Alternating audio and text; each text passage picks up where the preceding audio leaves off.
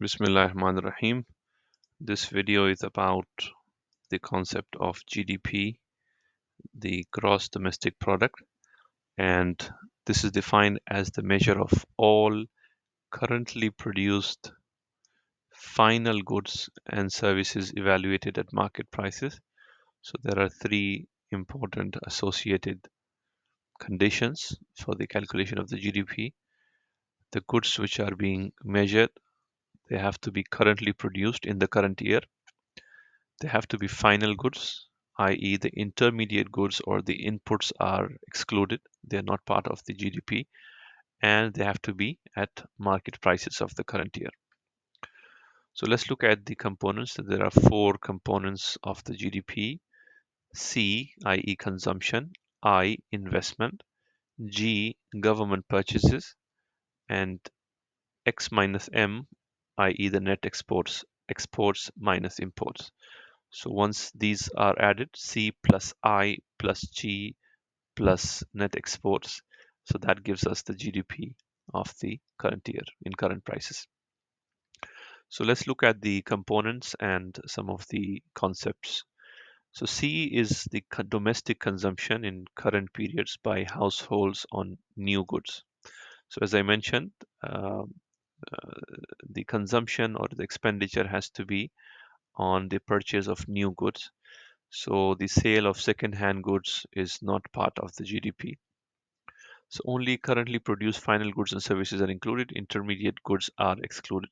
So the inputs like electricity or utility bills, they're not part of the the GDP.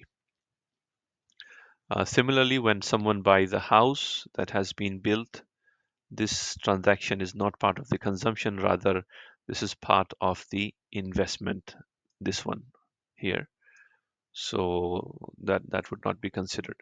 However, for homes in which the owners live themselves, that is considered as part of the consumption.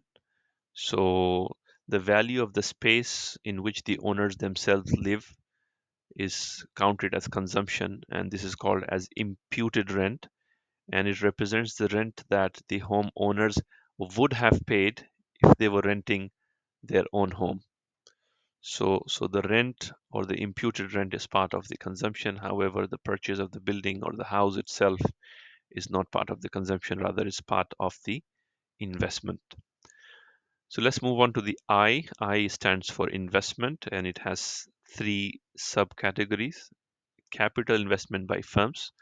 This includes spending on plant and equipment, factories and machines. Inventory investment by firms. Now, this is the value of the unsold goods and services by the firms. So at the end of the year, if there is some unsold inventory, then that will be considered as part of the investment. And finally, as we mentioned, the real estate investment by households. So whether they invest in residential or other forms of real estate, that would be considered as part of the investment and included in the GDP.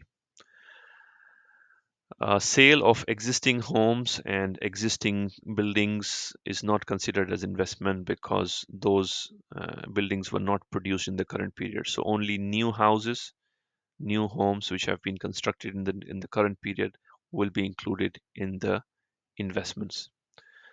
Now, when in doubt whether the sale of an asset would be considered as an investment, there is a rule of thumb, and that is whether labor was used in the current period to produce the asset.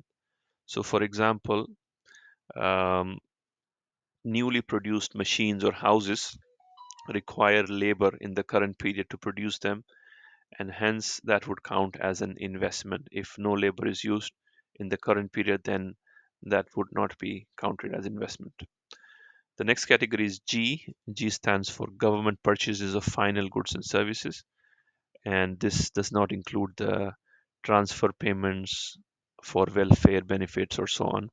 So it only includes purchase of goods and services. So government expenditures are for goods and services that are used relatively quickly, like firefighting services, postal delivery, and air traffic control.